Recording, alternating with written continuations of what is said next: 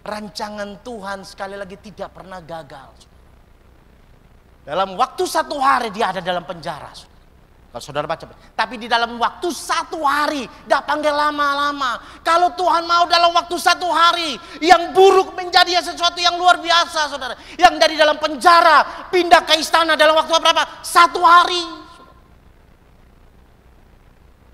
Yusuf dalam 1 hari dari tempat yang pengap, dari tempat yang begitu kotor dan jorok, yang tidak bisa lihat kemana-mana karena itu penjara-penjara tertutup. Dalam waktu 1 hari, jika kita andalkan Tuhan, Tuhan bisa merubah nasib kita dari yang buruk kepada hidup yang berkelimpahan.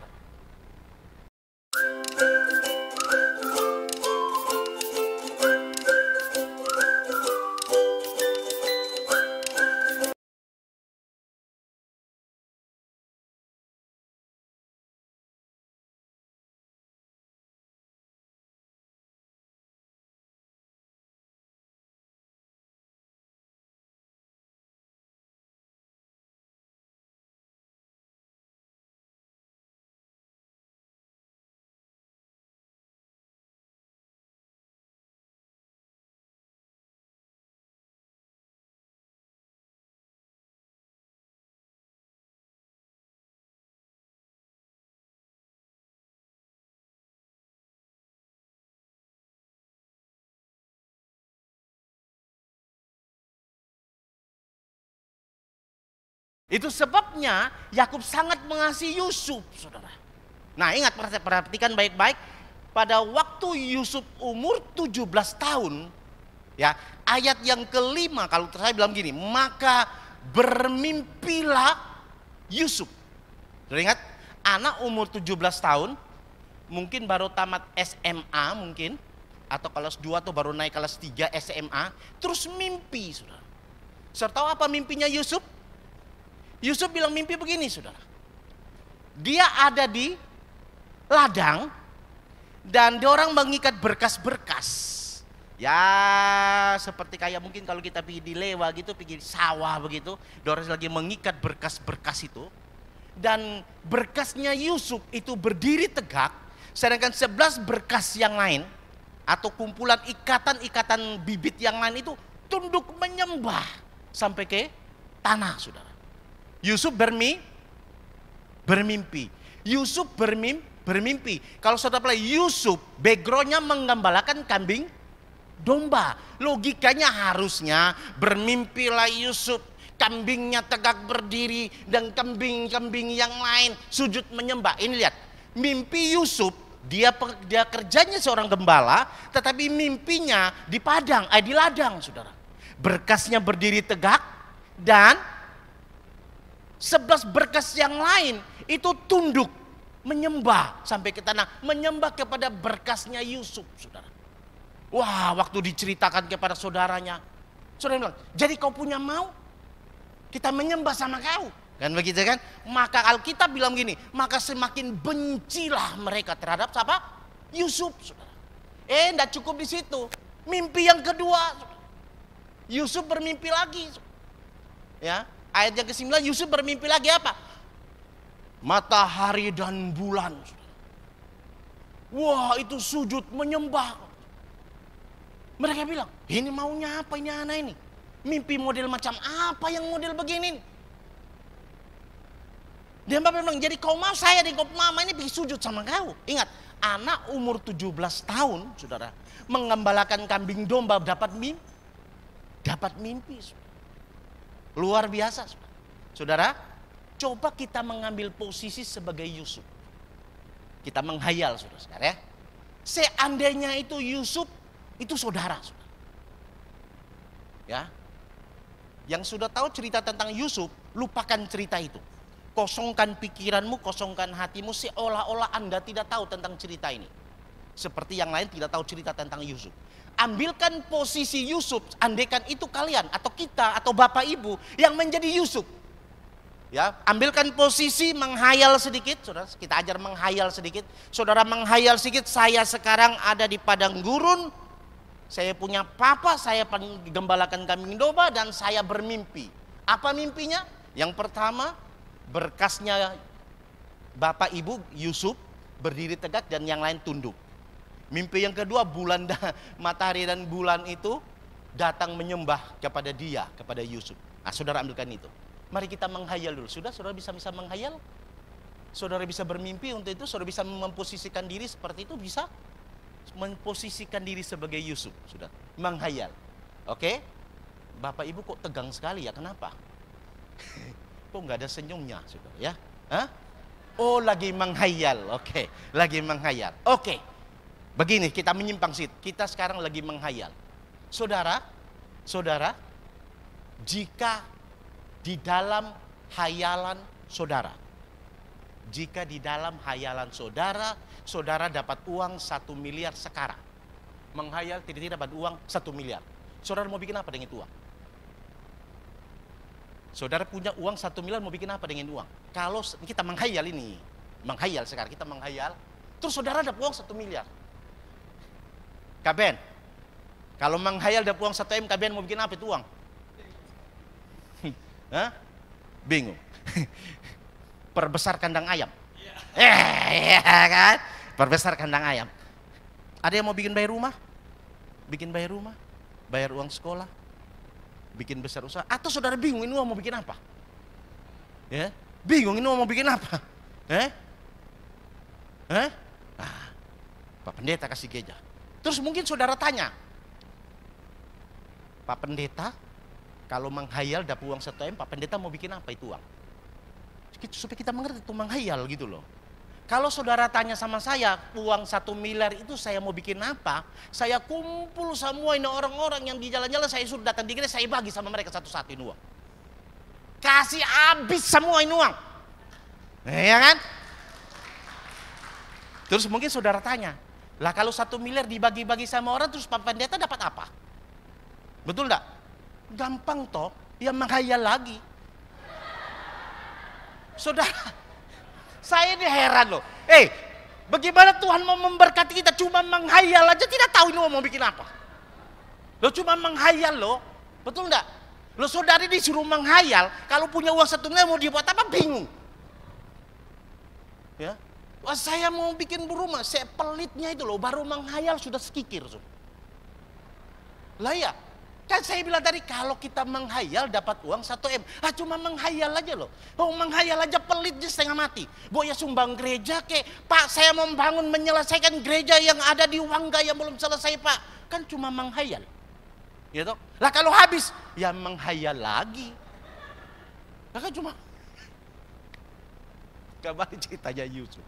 Saudara terlalu tegang, nah. Saya juga gemeter di sini. Saya ini Jangan tegang-tegang, saudara ya. Kembali ke cerita Yusuf. Ayo kita menghayal lagi, saudara. Menghayal. Seandainya kita jadi Yusuf. Ya toh, umur 17 tahun. Dapat mimpi. Saya percaya ini mimpinya datang dari Tuhan. Oke? Saya percaya pada waktu Yusuf dapat mimpi, wah, yes, saudara. Bayangkan dia saudara-saudara semua sembah sama dia ini. Tapi ingat dia menjadi gembala kambing domba kan. Aduh, cerita gitu, papa kasih dia pakai baju yang gagah.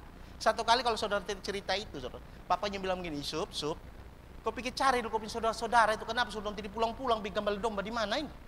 Ya kan? Akhirnya Yusuf taat kepada papanya dan mencari. Saudara lihat, semalam dapat mimpi, pergi ketemu, cari saudara-saudaranya. Dari jauh saudara-saudara lihat, itu kita punya adik kalian, tukang mimpi sudah datang. Ya toh, kalau saudara baca cerita itu, yang tukang mimpi sudah datang. Saudara bilang begini, mari kita bunuh sama dia. Ya, ini tukang mimpi, mari kita bunuh. Supaya kita tahu apa jadinya mimpinya itu. Saudara perhatikan, apa jadinya mimpinya, saudara. Ya, dia mimpi berkasnya tuh berdiri tegak, kita punya berkas tunduk sama dia punya. Sekarang kita tangkap, kita bunuh dia. Ruben bilang, jangan kita bunuh dia, kita punya Adina. Wih, terlalu kalewat, Leo. Kita pun darah daging, nah. Mana kalian pun benci, terlalu kalewat. Sudah bunuh dia. Akhirnya Yusuf masuk di dalam gua, dalam Sudah tahu cerita itu masuk sumur? Nah, kalau andai kata kita jadi Yusuf, kan lagi menghayal nih. Masih menghayal nggak? Menghayal kan? Saudara dari Yusuf, malam mimpi berkasnya berdiri tegak. 2 hari kemudian dia ada di lubang sumur. Kira-kira sudah begini. Ini mimpi benar nggak sih? Lah saya di lubang sumur. Lah kalau tidak diangkat kan mati kelaparan di dalam. Iya kan? Sedangkan dia tahu saudara-saudara sangat benci sama dia. Tapi satu pihak dia bermimpi berkasnya berdiri tegak. Tapi kenyataan hidup pada waktu dia melek, pada waktu dia sadar dari tidurnya, dia ada di dalam lubang sumur. Pak, Bu, saya mau beritahu, seringkali kita juga ngalami itu kan. Kita dapat penyataan Tuhan, jangan takut, 2023 kau diberkati Tuhan, yes, amin. Tapi kenyataannya, beras naik Pak. Katanya tahun 2023 saya diberkati Tuhan. Mau beli ikan saya setengah mati. Jangankan mau bayar anak uang sekolah.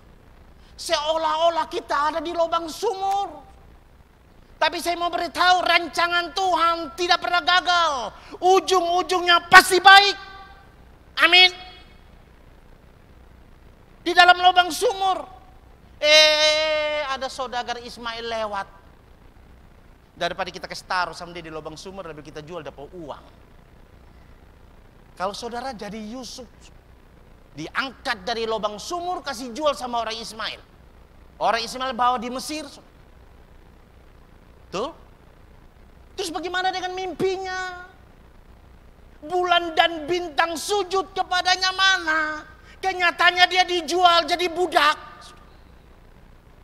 Kenyataannya di lubang sumur. Kenyataannya yang dialami tidak seperti yang dia mimpi. Kan harusnya. Kalau mimpi berkas itu berdiri tegak, langit, bulan, dan bintang, minimal kan dalam hidup hari-hari kan tidak mengalami hal yang begitu. Supaya ada alurnya yang menyatakan kalau dia itu berkasnya berdiri tegak. Kan begitu menurut kita, betul enggak? Tapi yang dialami apa? Dalam sumur. Dijual di Mesir. Jadi budak. Di rumahnya Potifar. Lumayan lah ada cerita mungkin. Di rumahnya Potifar ini saya bisa merealisasikan Tuhan, mungkin membuktikan mimpi itu. Apa yang terjadi? Di rumahnya Potifar malah masuk penjara. Penjara yang ditutup. Seandainya saudara dan saya yang jadi Yusuf keluar dari sumur, wah lumayan ada di rumahnya Potifar deh. Dikasih wewenang, dikasih kuasa. Masuk di dalam penjara. Kira-kira kalau kita jadi Yusuf, kita bilang apa? Tuhan, janji Tuhan. Ya tapi jangan begitu-begitu juga. Bagaimana janji itu, mimpi itu bisa digenapi? Atau jangan sampai saya ini mimpi mungkin karena tidur terlalu sono, barangkali jadi mimpi habis biru. Saya ini kan tukang gembala kambing domba. Bagaimana bisa mimpi ini di ladang? Kan enggak matching sama pekerjaannya kita. Betul enggak? Pekerjaannya gembalakan kambing domba, mimpinya di ladang. Kan bertolak belakang. Ini bukan mimpi, ini bukan ini. Kalau ada konselor yang datang gimana Pak? Bukan itu kamu tidur terlalu nyenyak atau mungkin aliran darah kurang lancar begitu kan, jadi mimpi. Sudah kenyataannya kau sekarang di penjara. Saya mau beritahu, rancangan Tuhan tidak pernah gagal. Amin. Pagi hari ini saya mau beritahu, rancangan Tuhan dalam hidupmu tidak pernah gagal. Mungkin kelihatannya bertolak belakang dengan apa yang kau alami saat ini. Kelihatannya tidak matching. Seperti yang dinubuatkan, didoakan firman Tuhan. Engkau dengar khotbah, datang ibadah dan firman itu menjadi rema. Seolah-olah firman itu hidup dalam hidupmu. Dan engkau berkata, yes, aku percaya. Aku diberkati, aku percaya, aku dipulihkan, aku percaya, aku menjadi kepala dan bukan menjadi ekor. Yes. Tapi begitu keluar dari gereja yang kita hadapi apa? Tidak sesuai dengan apa yang kita imani. Kenyataannya tidak seperti itu. Justru sebaliknya berkontradiksi, bertolak belakang. Satu pihak kita nyatakan pernyataan Tuhan, engkau diberkati Tuhan, engkau dipulihkan Tuhan, rumah tanggamu pasti dipulih Tuhan, oh, hubungan keluargamu pasti dipulihkan Tuhan. Tapi kenyataan semakin ruyam, kenyataannya tidak semakin baik. Kenyataan yang kita hadapi tidak seperti yang kita mimpi. Kenyataan yang kita hadapi tidak seperti yang kita nikmati pernyataan Tuhan dalam ibadah seperti ini. Sekali lagi saya mau berkata, rancangan Tuhan tidak pernah gagal dalam hidupmu. Saya tidak tahu ada rema apa dalam hidupmu. Saya tidak mengerti saudara sedang pegang apa dari janji Tuhan yang saudara terima. Tapi satu hal yang saya mau beritahu, rema itu jika engkau percaya sungguh-sungguh, sekalipun tidak sesuai dengan kenyataan hidupmu, percaya rancangan Tuhan, firman itu akan digenapi dalam hidupmu. Yang percaya katakan. Dalam penjara, di dalam penjara ada 2 juru roti dan 2 juru minum, kalau saudara baca baik-baik. Mereka mimpi juga. Juru minum raja mimpi. Kalau pinggir peras, ada 3 cawan, kalau saudara cerita itu. Ngomong sama Yusuf, sup, aku ki mimpi loh sup. Kok mimpi apa? Kayak gitu kan. Kan Yusufnya orang Jawa. Akdo papao. Yang juru minum ini orang Sabu. Ya. Nae loko. Oh, dalam waktu 3 hari. Lu dengar beta omong, lu waktu 3 hari lu akan dipanggil. Dulu akan dikembalikan sebagai posisi semula. Yusuf omong sama tuku juru minum. Tapi amai. Lu dengar lu bye-bye. Lu kok sampai di raja nih. Kalau sudah kembali lu posisi, lu jangan lupa beta. Oh, beta yang kasih arti lu mimpi nih. Beta ini sudah salah sebetulnya. Kalau saudara Batu cerita itu, cuma kebetulan kan orang Sabu, gitu kan.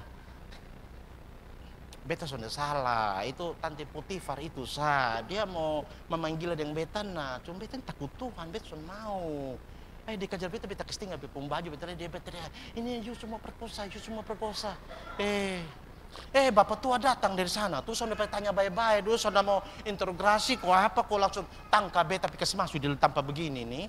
Jadi lu tolong dulu kalau ketemu sama raja lu kesampai supaya kita pun nasib sama-sama bisa keluar nah lalu suka kembali posisi saudara.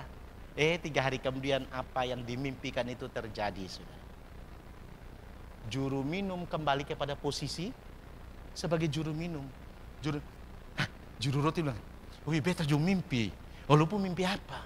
Beta pegang 3 niru nih, taruh roti di atas kapalnya beta pikul nih. Sementara beta jalan nih, beta pun roti dimakan sama burung gagak habis. Yusuf bilang, aduh, lu pun mimpi itu dalam waktu 3 hari nih, lu pasti digantung, ditaruh tempat yang paling tinggi nih. Lu sudah kembali dari tempat juru minum. Lu pasti digantung tempat tinggi. Kejadian yang terjadi apa? 3 hari kemudian juru roti ini digantung betul-betul. Setelah juru minum ini sampai di istana Firaun. Apa dia ingat sama Yusuf? Alkitab bilang juru minum melupakan Yusuf. Gak tanggung-tanggung oh. Berapa lama? 2 tahun. Juru minum ini tidak ngomong, tidak cerita sama Firaun 2 tahun. Kalau kita jadi Yusuf, lu ini memang betul lo, son bisa berharap manusia. Berpikir lu sampai lu cerita kok apa kok ternyata lu lupa beta nih. Wih lu sudah terlalu kelewat toh. Betul-betul loh, betul-betul orang ini tahu diri nah. Beta tolong dia, beta kasih tahu waktu mimpi dia sudah penduduk enak, makan minum enak. Dia lupa sampai beta ada di penjara nih, sudah kaleo tahu. Lu tahu tunggu lu pembagian. Kalau saya sudah tuh, wih lu sudah kaleo manusia. Beta pesa om dan teman-teman tahanan nih. Lu lihat lu juga manusia, lu lihat ini. Manusia sudah tahu diri, beta suka tolong dia, beta itu. Soalnya aduh, sondo toyo. Akibat Yusuf mengandalkan manusia. Dia berharap juru minum omong dia keluar dari penjara. Hehehe, tambah nemen. Mau naik banding, malah tambah panjang penghukumannya. Berapa lama? 2 tahun. Kalau saudara baca pelajaran ini sangat bagus. 2 tahun, saudara. Tambah lama di penjara 2 tahun. Saya mau beritahu. Jika di dalam kesulitan hidup, jika engkau mengandalkan Tuhan, jika engkau mengandalkan manusia maksud saya. Jika engkau mengandalkan pengalamanmu, jika engkau mengandalkan orang-orang yang sekiranya sekiranya bisa menolongmu, engkau akan semakin lama di dalam penderitaan. Andalkan Tuhan dan percayakan Tuhan. Saudara tahu cerita ini?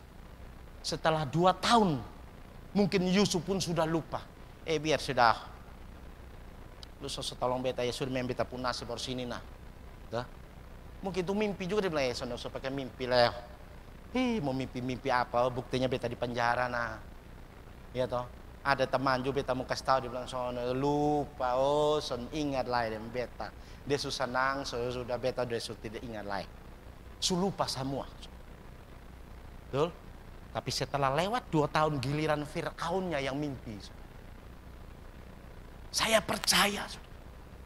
Pada waktu Yusuf berubah dan mulai percaya kepada Tuhan. Mengandalkan Tuhan. Tuhan punya 1003 macam cara untuk menolong kita. Amin. Itu terjadi sama Yusuf. Waktu raja bermimpi, saudara. Baru juru minum. Oh iya ingat. Ada orang Ibrani di dalam penjara Pak. Dia tidak cerita tentang kasus Yusuf lagi. Dia hanya bilang gini. Dulu saya mimpi. Dia yang mengartikan mimpi itu. Firaun panggil sama dia. Pengawal pergi panggil sama Yusuf. Yusuf bilang sabar, beta cukur, beta pun jenggot dulu. Alkitab ngomong. Berarti saudara bisa bayangkan Yusuf di dalam penjara itu badannya tidak terawat. Pasti tidak terawat. Bercukur dulu kumisnya.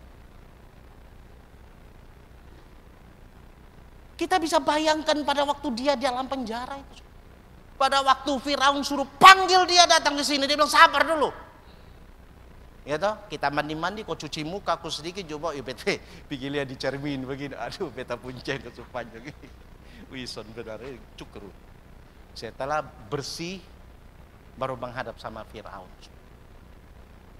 Firaun cerita, dia mengartikan cerita itu. Saudara tahu apa yang terjadi? Yusuf tidak kembali lagi di penjara. Hari itu juga Yusuf dilantik menjadi penguasa orang kedua setelah Firaun. Kau sudah pelajari cerita itu. Saya mau beritahu, jika waktunya sudah tiba, rancangan Tuhan sekali lagi tidak pernah gagal. Dalam waktu 1 hari dia ada dalam penjara. Kalau saudara baca, tapi di dalam waktu 1 hari, tidak panggil lama-lama. Kalau Tuhan mau dalam waktu 1 hari, yang buruk menjadi sesuatu yang luar biasa, saudara. Yang dari dalam penjara pindah ke istana dalam waktu berapa? 1 hari.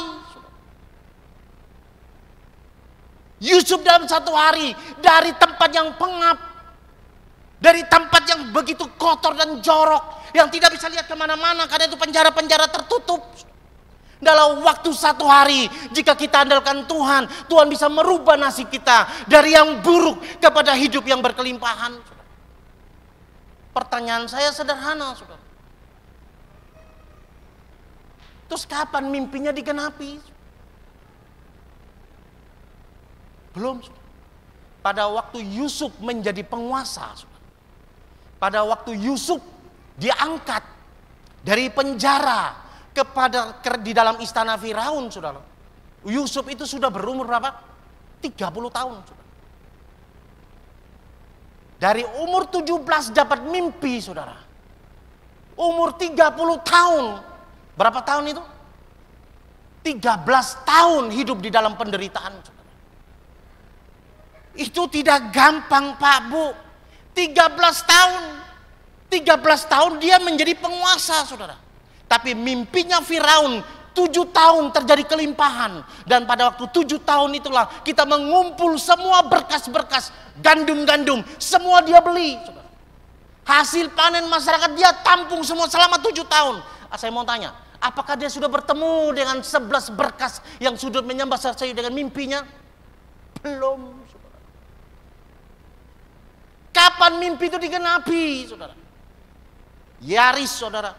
Yusuf umur 37 tahun itu masa kelimpahan. Setelah itu 7 tahun baru masa kelaparan. Alkitab mencatat dari 7 tahun kelimpahan ada 2 tahun pertama saudara terjadi kelaparan yang hebat saudara. Berarti Yusuf umur berapa? Kurang lebih kalau menurut hitungan saya ya, Anda tahu benar apa nanti Pak. Ini ada Pak dosen, ada Pak dokter yang bisa menjelaskan. Kurang lebih Yusuf umur 39 tahun kemudian. Umur 39 tahun dipotong 17 jadi berapa tahun? 22 tahun kemudian, berarti ya 22 tahun ya? Ya 22 tahun. 22 tahun kemudian saudara. Baru saudara-saudaranya waktu terjadi kelaparan datang ke Mesir. 22 tahun Pak Bu, itu bukan waktu yang singkat. Itu waktu yang cukup lama untuk menggenapi mimpi itu saudara. Tapi saya mau beritahu, janji Tuhan, rencana Tuhan tidak pernah gagal dalam hidup kita, amin. Sekalipun harus tunggu 22 tahun saudara. Setelah masa penantian 22 tahun, Yusuf pun sudah lupa dengan mimpi. Kalau saudara pelajari itu Kejadian pasal ke-45 kurang lebih, saudara bisa pelajari semua tentang cerita tentang Yusuf. Yusuf pun lupa kalau dia mimpi. Dia teringat pada waktu saudara-saudaranya datang dan lihat. Dan Yusuf kenal saudara-saudaranya. Saudara-saudaranya sujud menyembah seperti yang dimimpikan itu terjadi. Berapa lama penantian itu? 22 tahun. Pak, Bu, saudara sudah mimpi berapa lama? Dapat pernyataan Tuhan sudah berapa lama, Pak? Firman rema dalam hidupmu menjadi rema dalam hidupmu. Firman yang engkau pegang, yang engkau andalkan sudah berapa lama, Bu? Tanya Ibu Nelly, Oma Meli. Oma Meli berapa lama dia bergumul sama suaminya supaya suaminya bisa beribadah bersama-sama. Kalau kita dengar dari kesaksian Oma Meli, saudara. Oh, ternyata itu belum ujungnya, saudara. Tetapi minggu lalu itu sudah sampai ujungnya dan semuanya baik. Betul Bu ya? Bapak sudah sama-sama Ibu ya? Wow. Penggenapan rancangan Tuhan tidak pernah gagal, saudara. Tapi seringkali tertunda. Kenapa? Karena pemberontakan kita. Tertunda kenapa? Karena ketidakpercayaan kita. Tertunda kenapa? Karena kita menjadi lemah dan putus asa, saudara. Lihat apa yang dialami oleh Yusuf. Datang sujud dan menyembah.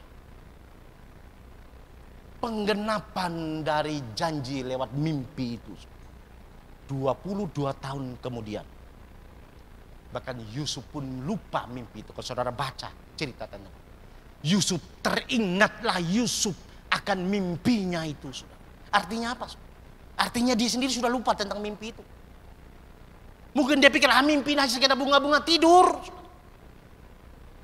Bagi kita mungkin itu hanya hal yang biasa. Ini mungkin tidak cocok. Tapi saya memberitahu rancangan Tuhan dalam hidupmu tidak pernah gagal. Mungkin hari ini kau mengalami rumah tanggamu tidak semakin baik. Mungkin engkau mengharapkan seorang istri yang soleha, mungkin istri yang betul-betul menjadi malaikat, tapi kenyataannya tidak seperti itu, saudara. Mungkin engkau butuh seorang suami yang sungguh-sungguh mengasihi rumah tanggamu, keluargamu, kamu istrimu, anak-anakmu, tapi kenyataannya istrinya sama suaminya semakin kurang ajar, saudara. Tapi janji Tuhan, aku akan pulihkan rumah tanggamu. Aku akan pulihkan rumah tanggamu. Damai sejahtera akan turun dalam rumah tanggamu. Tapi kenyataannya tidak seperti itu. Karena kenyataan yang kita hadapi tidak seperti apa yang kita nikmati waktu kita menerima rema itu datang dari Tuhan. Saya mau beritahu, rancangan Tuhan tidak pernah gagal. Jika engkau tidak menjadi lemah dan putus asa, engkau akan kuat. Engkau akan melihat kemuliaan Tuhan. Contoh yang lain tentang Daniel. Alkitab menceritakan Daniel 3 kali satu hari berdoa. Naik di loteng berdoa kepada Tuhan. Kan seharusnya kalau dia berdoa kan hidupnya menjadi baik, bukan? Hidupnya dipelihara Tuhan, kan menurut kita kan seperti itu. Tapi tahukah saudara cerita tentang Daniel? Daniel ada di mana? Daniel ada di gua singa. Pak, Bu, gua singa, bukan gua kucing, Bu. Daniel buktinya ada di dalam gua singa. Seandainya kalau kita jadi Daniel, kita bilang apa? Sudah gereja tidak kurang-kurang, doa malam tidak kurang-kurang, doa puasa orang 24 jam, saya 36 jam. Orang bayar perpuluhan, saya bayar lebih dari itu semua. Semua kegiatan ibadah sudah saya lakukan. Kenyataan saya ada di gua singa sekarang. Saya mau beritahu itu gua singa, bukan gua kucing. Tapi apa yang terjadi? Di dalam gua singa terjadi mujizat. Karena rancangan Tuhan tidak pernah gagal. Alkitab tidak mencatat pada waktu Daniel ada di dalam gua singa, maka singa mulai mencabik-cabiknya sehingga hanya tinggal tulang belulang yang dikeluarkan dari gua singa. Enggak, saudara. Singa seolah-olah kena stroke, tidak bisa membuka mulut dan mencabik-cabik Daniel. Tapi pada waktu Daniel ada dalam gua singa, apa yang terjadi di situ? Bagaimana perasaannya, saudara? Seandainya kita yang menjadi Daniel, saudara. Berapa banyak di antara kita hanya gara-gara kesenggol sedikit saja. Bapak Gembala, mungkin Anda mau salaman, mungkin dia sedikit pelengos, sedikit lihat, mungkin itu pendeta pun sombong lagi. Terus saya pikir aja sudah di sana. Hanya gara-gara mungkin Pak Gembala tidak lihat saudara pegang tangan. Saya kalau lihat sama dia, kenapa? Kemarin kita minta pinjam uang sama dia hanya 5.000 saja, dia tidak kasih. Dia bilang dia anak Tuhan, terus sudah. Dia pikir jalan jati, sudah. Memang di jalan jati ada Tuhan, tidak ada tempat lain kok. Kita pindah sa gereja. Saudara, hanya baru seperti itu. Kita sudah tidak mau beribadah. Saya ini sudah berdoa loh, berkali-kali berdoa. Berapa kali sudah berdoa? Sudah 3 bulan Pak saya berdoa. Kenapa? Tuhan tidak jawab doa. Biar sudah. Lebih baik saya pergi sudah yang di bawang putih di sana. Tahu memang biar kita tidak berdoa, orang kasih kita pinjam. Kasih pinjam juga daripada pergi gereja doa 3 bulan. Lutut su hitam semua, tangan-tangan su hitam semua. Kita berdoa tidak jawab. Ini kebetulan ada bawang putih yang bilang pergi sana. Tapi sana saya sudah. Belum seperti Daniel di gua singa. Contoh yang lain siapa lagi? Sadrak, Mesak, dan Abednego. Tahu cerita tentang Sadrak, Mesak, Abednego? Wah, Nebukadnezar bikin patung dewa. Suruh mereka menyembah. Oh, kami tidak menyembah. Kami percaya Tuhan sanggup tolong kami. Tapi kalau Tuhan pun tidak sanggup, tidak mau tolong kami. Kami pun tidak mau sembah kau punya patung. Wah, luar biasa enggak? Luar biasa enggak seperti ini? Terus apa cerita tentang Sadrak, Mesak, Abednego? Apa mereka terhindar dari dapur api?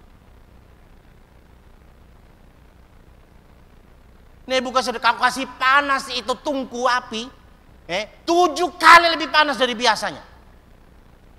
Kan baru kasih panas, kan belum kan? Tidak mungkin. Kita punya Tuhan pasti tolong kami. Tidak mungkin kita masuk dalam dapur api itu, saudara. Tapi kenyataan masuk nggak? Tetap ada dalam dapur api, Pak, Bu, dalam dapur api, saudara.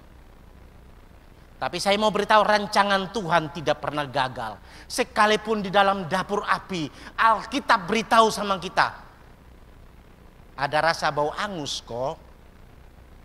Alkitab bilang, sono ada bau angus. Dompu ujung rambut pun sonta bakar. Oh. Baca baik-baik. Makanya baca Alkitab, Pak, Bu, baca Alkitab. Supaya kalau mau masuk dapur api itu jangan mengomel-mengomel. Ya toh? Saya tidak tahu, mungkin saudara sekarang didapal dalam dapur api. Mungkin saudara ada di dalam gua singa. Mungkin ada dalam sumur yang kering, saya tidak tahu. Tapi saya mau beritahu, mengucap syukur dan tetap percaya bahwa rancangan Tuhan tidak pernah gagal. Amin. Saudara, kalau kita lihat kejadian ini, saudara, cerita tentang Yusuf ini, saudara. Tadi kita sudah baca, saudara. Negeri asalnya mereka itu tanah Kanaan. Karena ada lapar mereka pergi di Mesir, saudara. Nah, dalam perjalanan Kanaan pergi Mesir berapa hari sih? Berapa hari, coba? Paling sekitar 3-4 hari, 1 minggu dah. Mereka jalan, saudara. Mereka bawa pergi beli sama Yusuf. Mereka pulang kembali, mereka bawa lagi, itu perjalanan kurang lebih 1 minggu aja, saudara. Tapi setelah mereka beranak cucu di Goshen di Mesir, waktu mereka mau pulang di Kanaan, saya mau tanya, berapa lama mereka jalan dari Mesir pergi tanah Kanaan? 40 tahun, bukan 40 hari, Pak, 40 tahun. Padahal pertama mereka hijrah dari Kanaan waktu terjadi kelaparan, pergi di Mesir, kurang lebih 3-4 hari, 1 minggu lah, kurang lebih anggap 1 minggu dah mereka jalan. Saudara. Tapi pada waktu mereka kembali kepada negeri asal mereka, tanah Kanaan, berapa lama? 40 tahun, saudara. Kenapa bisa 40 tahun? Kenapa, saudara? Karena dalam perjalanannya terlalu banyak mengeluh, terlalu banyak komplain. Mengeluh yang paling saya ingat pada waktu mereka keluar dari Mesir, pada waktu berhadapan dengan Laut Teberau, saudara, Laut Merah itu, saudara. Waktu saya ke Israel, orang bilang, Gaitau bilang, Pak, di sini sudah tempatnya Musa membawa ini bangsa Israel di terusan Swiss. Disitulah laut terbelah. Di sini sudah. Dari Mesir ke pinggir Danau Teberau. Mereka bilang apa sama Musa? Musa, kau kira di Mesir ini tidak ada lagi kuburan kok? Lu bawa kita di padang gurun, lu kasih mati kita padang gurun kok? Coba. Padahal 10 tulah mereka tahu itu terjadi di Mesir, saudara. Tapi waktu mereka berhadapan dengan persoalan, dengan masalah, mereka tidak mengingat janji Tuhan, mereka tidak melihat mujizat Tuhan, mereka tidak pernah mengingat berkat yang mereka terima, saudara. Yang keluar apa? Sumpah serapah.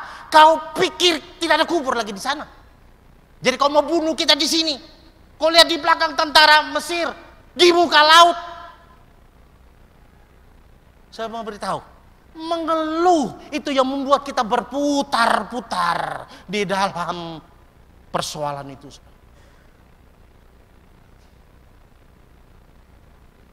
Pada waktu hati kita tidak bisa mengucap syukur kepada Tuhan dengan apa yang kita alami, dan tetap pegang janji itu, saudara. Saudara akan terus berlama-lama di dapur api, saudara.